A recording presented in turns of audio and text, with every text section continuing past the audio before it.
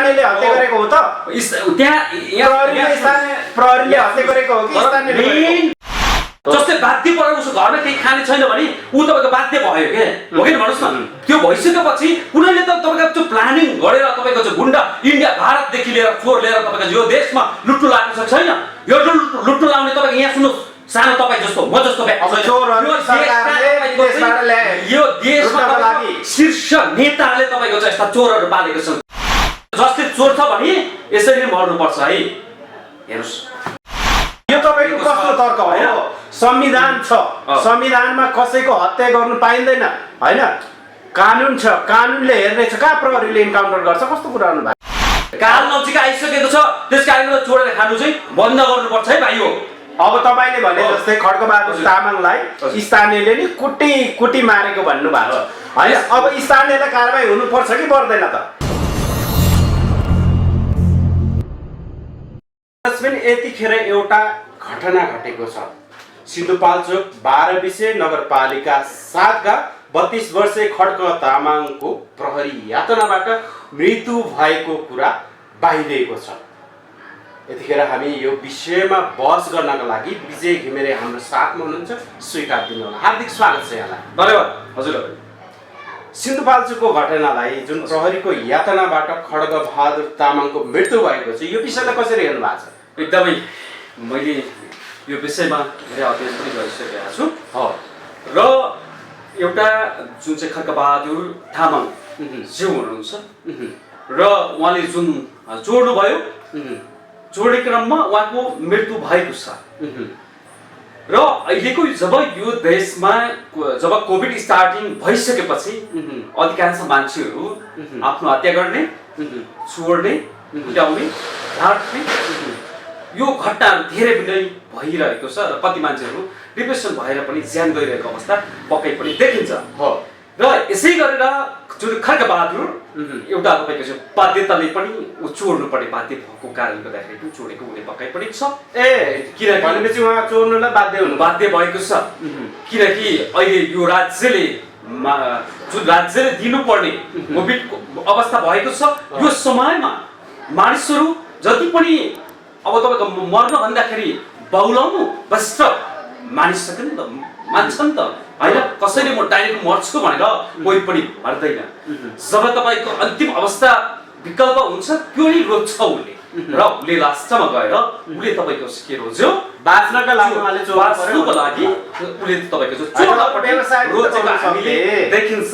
तर यसमा सरसरी हेर्दाखेरि के देखिन्छ भने यो तपाईँको यति राज्यले यो देशमा भएका जति पनि बेरोजगारी युवाहरू, जति पनि तपाईँका पीडामा परेका मानिसहरूलाई तपाईँको चाहिँ राज्यले रात दिने भएको भए आज गएर यी हामी जस्तो युवाहरू यो सडकको गल्लीमा बसेर यी ठुल्ठुला पसल तपाईँको फोडेर चोरेर खानु पर्ने अवस्था पक्कै पनि हुने थिएन। तर उहाँ प्रहरी यातनाबाट चाहिँ मृत्यु भन्ने भएको छ। यसमा जुन यो कुराले चाहिँ कसरी हेर्नु? यस्तो भएको छ, यसमा हामीले क्लियर बनाउन सक्नुपर्छ।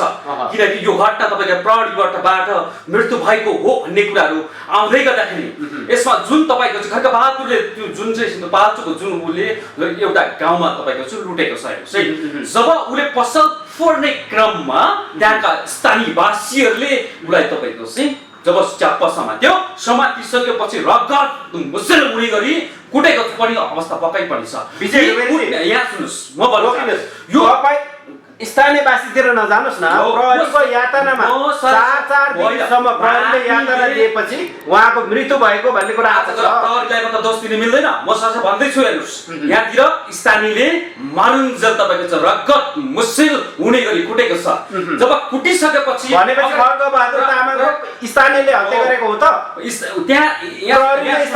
प्रहरीले हत्या गरेको हो कि स्थानीयले? उसको असर परेको भनेको उसको स्थानीय त्यहाँका स्थानीयले गर्दाखेरि उसको असर परेको छ। त्यसो भए प्रहरीले किन अस्पताल लगेन? अस्पताल चाहिँ किन लगेन? जब म भन्दैछु 4 दिन पछाडि उहाँलाई अस्पताल लगिएको छ। जब असर परिसकेपछि उसलाई तपाईँको चाहिँ त्यहाँ कुटपिट भयो, भइसकेपछि प्रहरी प्रशासनमा ल्याइयो। प्रहरीले त अस्पताल लानुपर्ने हो नि त। जब उसलाई तपाईँको चाहिँ थाहा भयो कि जब तपाईँको चाहिँ प्रहरीले उसको भित्र तपाईँको चाहिँ समस्या के थियो होइन त्यो समस्यालाई पहिले रगत मुसेल भएर आएको अवस्थामा पहिले हस्पिटल चाहिँ पुर्याउनु पर्थ्यो तर प्रहरीको गलत तर हिरासतमा 4 दिनसम्म राखिएको छ।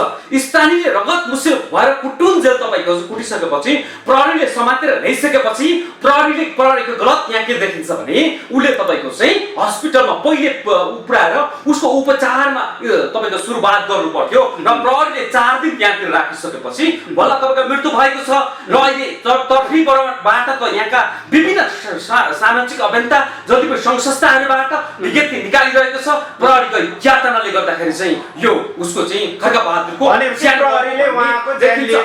तर यहाँ हेर्दाखेरि सरासरी के देखिन्छ भन्नुहुन्छ भने यसमा तपाईँ म जस्तो लाटाले पनि बुझ्ने कुराहरू हुन्। यसमा गलत भनेको दुवै पक्षको छ। एउटापट्टिबाट पहिले तपाईँको चोरेको देखिसकेपछि भेटिसकेपछि कुट्नुभन्दा अगाडि प्रहरी प्रशासन थिए उनलाई तपाईँको जिम्मा दिनु पर्थ्यो। जब दिइसकेपछि त्यो उसलाई कारबाही गर्ने भनेको प्रशासनले हो। जब तपाईँको चाहिँ त्यहाँ कुटपिट गरिसकेपछि ल्याइसकेपछि त्यसलाई उपचार गर्न पहिले स्टार्टिङ तपाईँको प्रहरीले गर्नु पर्थ्यो। अहिले भनेको तपाईँ के देखिन्छ यहाँतिर प्रहरी प्रशासनले नै तपाईँको चाहिँ मारेको हत्या गरेको भन्ने हामीले तपाईँको चाहिँ चारतर्फीबाट त हामीले सुनिरहेको छौँ। तर यसमा गलत भनेको तिनैजनाको छ। उसले पहिलो कुरामा चोर्नु हुँदैन हो कि भन्नुहोस् न। चोर्नु त सरकारले बाध्य बनायो तपाईले भन्नुभएको छ। बाध्य बनाए पनि तपाईँको जस्तो अवस्था भए पनि उसले चोर्नु हुँदैन थियो। तपाईले भनिसक्नु भएको छ सरकारले बाध्य बनाएको चोर्नु पाउँछ भन्नुभयो। बनायो उसले चोर्यो होइन तर उसले एउटा के थियो जस्तो अवस्था भए पनि चोर्नु हुँदैन थियो। अर्को कुरो स्थानीयले तपाईँको उसलाई त्यस्तो तरिकाले कुट्नु हुँदैन थियो। अर्को कुरो तपाईँको 3 नम्बरमा के छ भने उसलाई तपाईँको जब समातेर ल्याइसकेपछि प्रहरीले पहिले तपाईँको चाहिँ उसको उपचारमा तपाईँको चाहिँ लाग्नु पर्थ्यो हस्पिटल पुर्याउनु पर्थ्यो। बल्ल त्यस पछाडिबाट उसलाई कस्तो खालको यातना दिनु पर्ने हो त्यस पछाडिबाट स्टार्ट गर्नु पर्ने थियो। तर यहाँतिर देख्दाखेरि तिनैजनाबाट सरासरी गलत भएको छ। यो गलत तपाईँको जुन भयो यो गलत नगर्दै भए अति राम्रो हुन्थ्यो।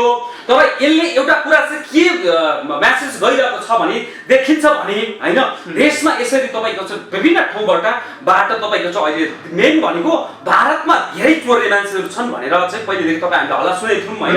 अहिले नेपालमा स्टार्टिङ भइसकेको छ। योभन्दा अगाडि पनि तपाईँको चाहिँ विभिन्न तपाईँको चाहिँ गुन्डाहरू थिए। ती गुन्डाहरू तपाईँको चाहिँ इन्काउन्टर गरेर प्रहरीले नै मारेको तपाईँ हामीले देखेका छौँ यहाँको यो देशको प्रहरीहरूले होइन। र अहिले गएर तपाईँको चाहिँ चोर लुटेराहरूलाई पनि तपाईँको चाहिँ जब गाउँले स्थानीयदेखि लिएर प्रहरीले नै तपाईँको चाहिँ मारिरहेको पक्कै पनि देखिन्छ।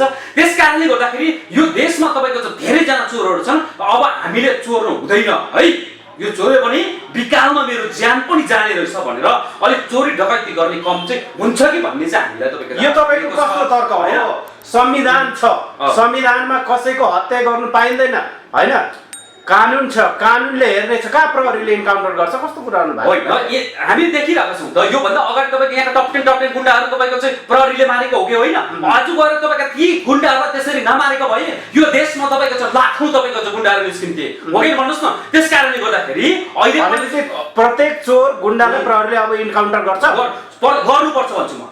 किनकि तपाईँको यस्तो अवस्था भयो भने कसैले चोरेर तपाईँको कसैले लगाएको यो देशमा न्याय छैन। न्यायभन्दा माथि प्रहरी हो त। जुन तपाईँको चाहिँ न्यायभन्दा माथि प्रहरी हो त होइन। यस्तो तपाईँको चाहिँ मान्छे यति गलत गर्छ अदालत छ किन चाहियो त? यति गलत गर्छ भने सिधा तपाईँको इन्काउन्टर गरेर राम्रो सबभन्दा बेस्ट हेर्नु बुझ्नुभयो नि। म तपाईँको प्रहरी प्रशासन मात्रै भए हुन्छ। नर्मल खालको मान्छेलाई तपाईँको चाहिँ उसले तपाईँको अन्जानमा गल्ती गर्छ भने प्रहरी प्रशासन अदालत सबैले तपाईँको चाहिँ उसलाई तपाईँ कसरी तपाईँको चाहिँ उसलाई कारवाही गरेर त्योबाट जानुपर्छ। कसैले चोरी जानी उसले तपाईँको मास्टर प्लानिङ लगाएर कसैले चोर्छ कसैले गुन्डागर्दी गर्छ कसैले डाका धाक धम्की दिन्छ त्यस्तो मान्छेहरूलाई तपाईँको चाहिँ सिधा इन्काउन्टर गरेर अदालतको काम छैन। अब प्रहरी अदालत भन्दा प्रहरी माथि हो। कानुन भन्दा प्रहरी माथि हो। त्यस कारणले गर्दाखेरि भोलि गएर यस्तो विजयजी कानुन भन्दा प्रहरी माथि हो। प्रहरी तपाईँको चाहिँ यति माथि हुनुपर्छ मेरो लागि चाहिँ। किन भन्नु न यो देशमा दिनरात तपाईँको सेलिब्रेटी यहाँ बलात्कार भएको छ। यस्तो मानिसहरूलाई सबैले सिधै तपाईँको चाहिँ गोली हानेर मार्ने खालको तपाईँको चाहिँ कानुन बनोस्। तपाईँको छोडेर खान्छ तपाईँको सडकमा खाइरहेको छ भने कसैले भिख माग्छ भने त्यसलाई दिने हो। जसले चोरेर खान्छ भने त्यस्तो मानिसहरूलाई तपाईँको प्रहरीले कानुनभन्दा माथि गरेर गोली ठोक्ने तपाईँको चाहिँ बाध्य होस् हानोस् भन्न चाहन्छु म के त मैले यति कसरी लुट्छु भने चोरलाई यही सरकारले बाध्य बनाएको भनेर तपाईँले अघि नै भनिसक्नु भएको छ त्योभन्दा होइन कति इन्काउन्टर हान्ने उसले चोर्यो नि त पहिले तपाईँको त्यो चोर्यो उसले गलत थियो चोर्नु त बाध्य बनाइयो भन्नुभएको होइन तपाईँले तर अब के हुन्छ भने तपाईँको मान्छे कति त बाध्य नभएर पनि चोर्ने पर्ने चोरिरहेको छ नि त बुझ्नु भयो नि चोरिरहेको छ नि त जसले बाध्य परेर उसको घरमा केही खाने छैन भने ऊ तपाईँको बाध्य भयो के हो कि भन्नुहोस् न त्यो भइसकेपछि कुनैले त तपाईँको त्यो प्लानिङ गरेर तपाईँको चाहिँ गुन्डा इन्डिया भारतदेखि लिएर चोर लिएर तपाईँको यो देशमा लुट्नु लाग्नु सक्छ छैन यो लुट्नु लाउने तपाईँको यहाँ सुन्नुहोस् सानो तपाईँ जस्तो म जस्तो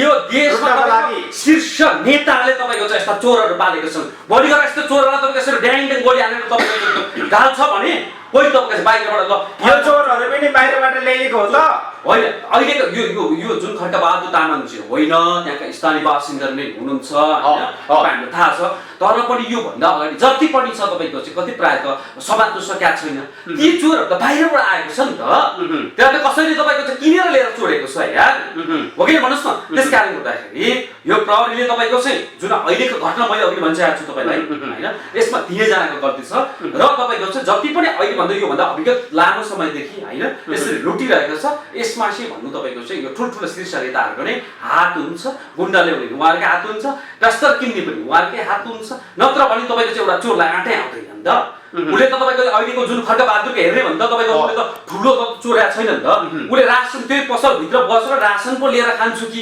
होइन मेरो छोराछोरीलाई पाल्छु भनेर नै पसेको थियो होला नि त होइन त्योभन्दा अगाडि उसले लुटेको भन्ने कुरा त आएको छैन नि त होइन त्यस कारणले गर्दाखेरि यो चोर्ने भनेको काम सबैले बन्द गर्नुपर्छ तपाईँ हामीले सबैजना आवाज उठाउनुपर्छ यसलाई तपाईँको जसले चोर्छ भने यसरी नै मर्नुपर्छ है हेर्नुहोस् काल नजिक आइसकेको छ त्यस कारणले चोरेर खानु चाहिँ बन्द गर्नुपर्छ है भाइ हो अब तपाईँले भने जस्तै खड्का-बहादुर तामाङलाई स्थानीयले नि कुटी मारेको भन्नुभएको छ होइन अब स्थानीयलाई कारबाही हुनुपर्छ कि पर्दैन त स्थानीयदेखि लिएर ज्यान मार्नु त पाउँदैन होला स्थानीयले हेर्नुहोस् एउटै चोरेकै आधारमा जुन पीडित हुनुहुन्छ जुन तपाईँको मृत्यु भइसक्नु भएको छ होइन जुन त्यहाँका त्योभन्दा अगाडि त्यहाँतिर जसले हात लगायो नि तपाईँको होइन जसले हात लगाएको छ ल्याइसकेपछि उपचारसम्म नगरिदिने तपाईँको प्रहरी प्रशासनहरू छ उनीहरूलाई कारबाही हुनुपर्छ तर उसको तपाईँको चाहिँ जुन खालको तपाईँको नेत छ त्यो नेत चाहिँ अरूले चाहिँ कसरी पनि नगर्नु होला यसरी तपाईँको मर्न बाध्य हुन्छ मान्छे होइन मर्ने भयो नि त सिधै होइन त्यस कारणले गर्दाखेरि यसमा यो दुईटालाई चाहिँ तपाईँको कारबाही हुनुपर्छ म भन्न चाहन्छु प्रहरीलाई पनि कारबाही हुनु पर्यो किनभने तपाईँको 4 दिनसम्म तपाईँको त्यहाँ थुनेर राख्छ उसलाई तपाईँ पहिले उपचार गर्नु पर्दैन थियो किन उपचार गर्नु सकेन प्रहरीले ऊ दिनरात तपाईँको छटपटिरहेको थियो होला होइन जब तपाईँको हस्पिटल गइसक्यो त ऊ मृत्यु भइसकेपछि अब उपचार गर्ने तपाईँले नै भन्नुभएको इन्काउन्टरले सिधै हान्ने होइन यस्तो छ पहिले कुरामा प्रहरीले नै इन्काउन्टर गरेर तपाईँको सिधै गोली हानेको भए प्रहरीले तपाईँको सिधै मारेको भन्ने कुरा हो होइन तर यसमा के देखिन्छ भने स्थानीयको कुटाइबाट तपाईँको चाहिँ ऊ घाइते भएको छ नि त हो कि भन्नुहोस् न अब सामान्य सटर फोर्ने सामान्य चाहिने चोरहरूलाई पनि अब इन्काउन्टर गर्नु पर्यो होइन त एकदम तपाईँको कसैले तपाईँको प्लानिङ गरेर पहिले उसको घर जो चोरको घर अवस्था के छ पहिले बुझ्नु पर्यो हेर्नुहोस् है चोरेर ठुलो मल पो बनाएको छ कि होइन के छ त पहिलो कुरामा बुझ्नु पर्यो क्या बुझिसकेपछि उसले लुटेर नै तपाईँको चाहिँ यसरी धन्दा नै उसले त्यो आफ्नो रोजगारी त्यस्तो बनाएको छ भने त्यस्तो चाहिँ सिधै इन्काउन्टर गर्नुपर्छ भन्ने मेरो मान्यता हो हस् त समय र सम्वादको लागि हजुर